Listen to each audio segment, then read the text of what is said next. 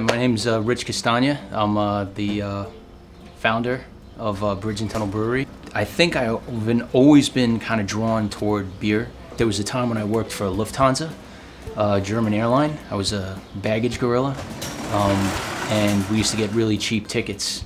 And I used to fly to Europe for like 12 bucks, and I got a big exposure to beers there, which at the time there was no variety here. So that was when I was in my college years, and then not long after college I ended up in Seoul, Korea, and the beer there at the time was terrible, and I always had this like idea that, hey, you know what, maybe I can make stout here. So I was always it seems like I was always drawn to this idea of brewing, and then 10 years ago I started brewing, finally started brewing. I finally got my own kit. My wife and I lived in Long Island City. We had a studio. I scaled it down to, initially I was making 2.5 gallon batches, and then I just said, let me just see if I can even get the licensing.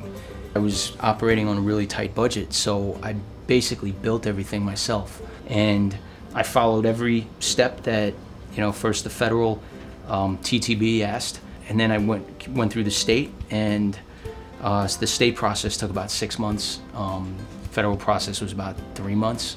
And then September 12th of last year, I took a train up to Harlem to the New York State Liquor Authority and brought my final documentation of the brewery with photos and everything that it was, showing that it was built out.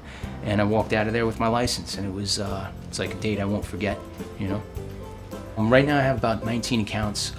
They're a combination of restaurants, bars, or growler filling stations.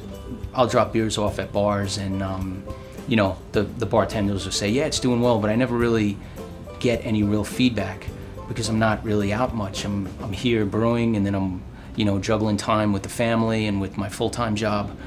But I find that the best thing that makes it all worth it is when I do get an opportunity to get out, and somebody does compliment the beer and they genuinely like it. That's by far the best.